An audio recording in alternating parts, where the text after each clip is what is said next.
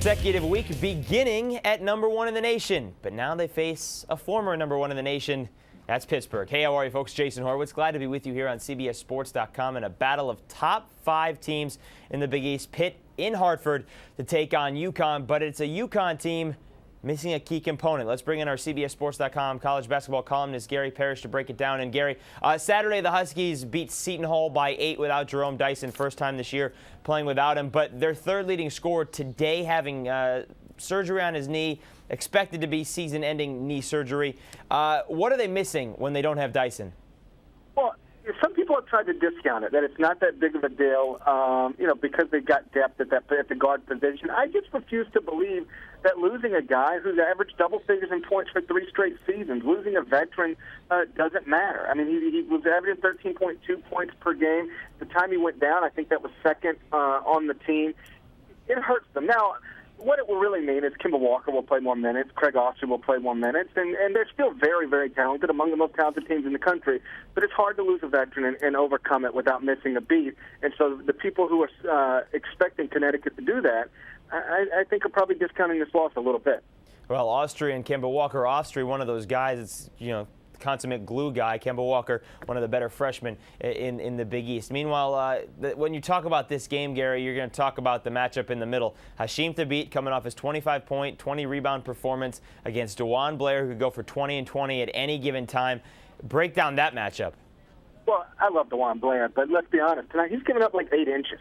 And that matters. And what you see with a guy like Thabeet is a little bit like what you see with a guy like Greg Oden. I remember in the Elite Eight a few years ago, Joey Dorsey, who was also an undersized big man, not quite built the same way as DeJuan Blair, but both in the 6'7" range. When he had to play against Oden, it wasn't just that Oden was blocking his shot.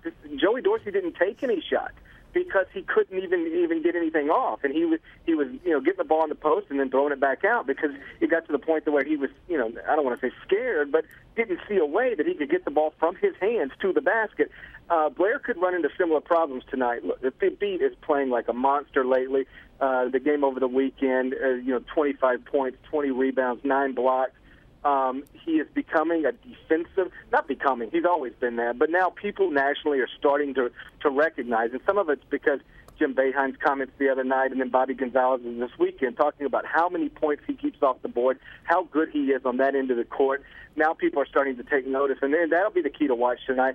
Can DeJuan Blair, standing 6'7", get off shots against a guy like Hasheem Thabeet? Well, if he can't, who has to step up for Pittsburgh and knock down some shots, get around the paint, make some plays? Well, Levance Fields has been fabulous lately, and 13 assists the other day. He's going to have to control the basketball game. He's been really good at dishing the ball and not turning it over. That's the key. It's one thing to stockpile assists, but if you turn it over at the same time, what does it really matter? He's been as good and efficient lately as any point guard in America. He's got to be great. Sam Young has to be great. Jermaine Dixon, Pitt's going, look, Connecticut's the #1 team in the country for a reason. Even without Dyson, they're going to have to be very good and very good defensively because I don't think they want to get into a game where they're trying to outscore Connecticut. It's going to be a physical battle in Hartford. Should be fun to watch. You're going to be there. Who do you think wins it, Gary? Home team, ranked #1 in the country, seems like a safe pick. Let's be clear. These are 2 of the best 4 or 5 teams in the country. I won't be surprised if they're both #1 seeds in the NCAA tournament, if they're both in the Final Four, if they're both playing for a national title. The game was in Pitt. I might feel differently, but in Hartford, I'll take the Huskies. All right, we'll see how it all plays out. Enjoy the game, and we look forward to reading your reaction later on tonight on CBSSports.com. Gary, thanks, man. Thanks, guys. All right, folks, for more on this game, be sure to stay with CBSSports.com. And for more from Gary Parrish, read all of it here on the website. For GP, I'm Jason Horowitz. Take care, folks.